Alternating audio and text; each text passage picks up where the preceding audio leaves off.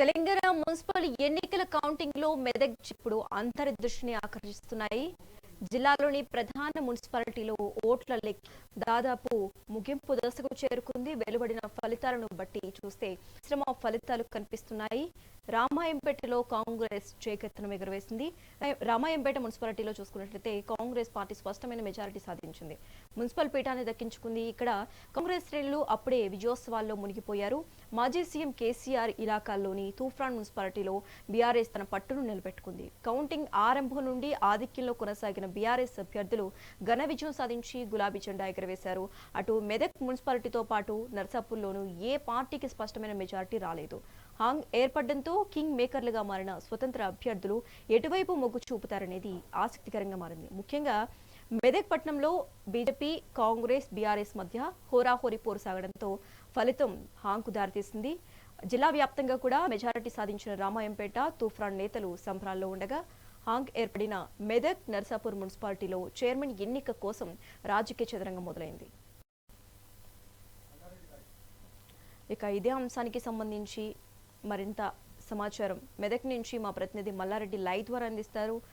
మల్లారెడ్డి, చెప్పండి, counting complete అయిపోయింది, details ఏంటి?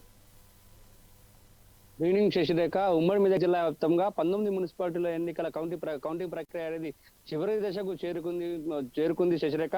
అయితే జిల్లాలోని అంటే సంగారెడ్డి జిల్లాలోని 11 మున్సిపాలిటీల్లో కొత్తగా 5 మున్సిపాలిటీలు ఏర్పడ్డాయి. 5 మున్సిపాలిటీల్లో కూడా బీఆర్ఎస్ హవానే కొనసాగించి చెప్పవచ్చు. అక్కడ గడ్డపోతారము, గుమ్మడిదల 2 మున్సిపాలిటీలను బీఆర్ఎస్ పార్టీ కవసం చేసుకుంది. ఇంద్రేశము, ఇటు జిన్నారము, ఇస్నాపూర్ మున్సిపాలిటీలో అత్యధిక స్థానాలు గెలుచుకున్నా గానీ మ్యాజిక్ ఫిగర్ దూరంలో ఉండటంతో అక్కడ హంగు ఏర్పడింది.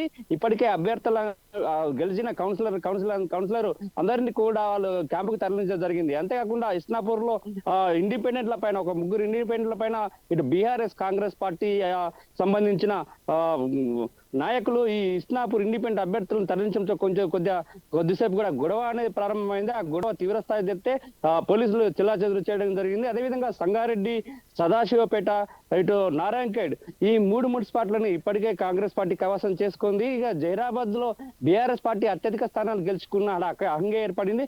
కోహీర్ చూసినట్టుంటే అక్కడ కూడా కాంగ్రెస్ పార్టీ అత్యధిక స్థానాలు గెలుచుకున్నా కూడా హంగే ఏర్పడింది. ఇక మంత్రి దామోదర్ రాజనరసింహ ఇలాకా ఆందోళనలో పూర్తి స్థాయిలో కాంగ్రెస్ ఆధిపత్యం కొనసాగించిందని చెప్పవచ్చు శశిరేఖ. ఇక మెదక్ జిల్లాకు వస్తే మెదక్ పట్టణంలోను, ఇటు నరసాపూర్ పట్టణంలో త్రిముఖ పోరు నెలకొని చెప్పొచ్చు. త్రిముఖ పోరులో బీఆర్ఎస్ పార్టీ అత్యధిక స్థానాలు గెలుచుకున్నా గానీ హంగు ఏర్పడడంతో ఇండిపెండెంట్ అభ్యర్థుల పైన నరసాపూర్ లో ఆధారపడము, ఇటు మెదక్ పట్టణంలో బీజేపీ, బీఎస్పీ అభ్యర్థి ఒక స్థానం గెలుపడంతో వాళ్ళపైన డిపెండ్ కావడం కూడా జరిగింది. ఇప్పటికే రాజకీయ చదరంగం అనేది అక్కడ మొదలని చెప్పవచ్చు. ఇప్పటికే ప్రలోభలకు కూడా గురి చేస్తున్నట్టు కూడా మనకు అందుతున్న సమాచారం. ఏదైనా నర్సాపూర్, మెదక్ మున్సిపాలిటీలను కైవసం చేసుకునడంలో రాజకీయ చతురత మొదలని చెప్పవచ్చు. ఇక మెదక్ జిల్లాలోని రామాయంపేట మున్సిపాలిటీ అనేది పూర్తి స్థాయిలో కాంగ్రెస్ కైవసం చేసుకుంది. ఇక గజ్వేల్ నియోజకవర్గం, మాజీ సీఎం కేసీఆర్ నియోజకవర్గమైన గజ్వేల్ మున్సిపాలిటీలో కూడా జరుగుతుంది, కౌంటింగ్ ప్రక్రియ కొనసాగుతుంది. అంతేకాకుండా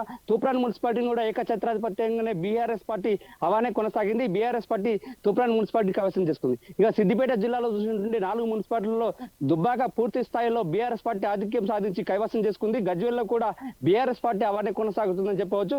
ఇక హుస్నాబాద్ నియోజకవర్గంలో మున్సిపాలిటీ చూసినట్టుంటే మంత్రి పొన్నం ప్రభాకర్ ఇలాకా అక్కడ కూడా పూర్తి స్థాయిలో కాంగ్రెస్ పార్టీ ఆధిపత్యం కొనసాగించింది. హుస్నాబాద్ మున్సిపాలిటీ కైవసం చేసుకుంది. ఇక చేర్యాల విషయానికి వస్తే ఫస్ట్ బీఆర్ఎస్ కాంగ్రెస్ మధ్యన గట్టి పోటీ నెలకొన్న చివరికి బీఆర్ఎస్ పార్టీ 12 స్థానాల్లో 7 స్థానాలు గెలుపొందుకొని బీఆర్ఎస్ చైర్మన్ స్థానాన్ని కైవసం చేసుకుంది. మొత్తానికి అయితే చూసినట్టే ఉమ్మడి మెదక్ జిల్లా వ్యాప్తంగా జిల్లాకు నాయకుడైన అధికైన ఒక ట్రబుల్ షూటర్ గా పేరున్న మాజీ మంత్రి హరీష్ రావు చరిష్మా పూర్తి స్థాయిలో ఉమ్మడి మెదక్ జిల్లాలో అన్ని మున్సిపాలిటీల్లో తన ప్రచారం ముమ్మరం చేసి, అదేవిధంగా కార్యకర్తలకు దిశానిర్దేశం చేసి, ఏదైతే 2 సంవత్సరాల కాలంలో కాంగ్రెస్ పార్టీ ఇచ్చిన బాకీ కార్డులను ఇంటింటికి పంచడంలో బీఆర్ఎస్ శ్రేణులు సఫలమయ్యాయి. హరీష్ రావు దిశానిర్దేశం కూడా పనిచేసి చెప్పవచ్చు.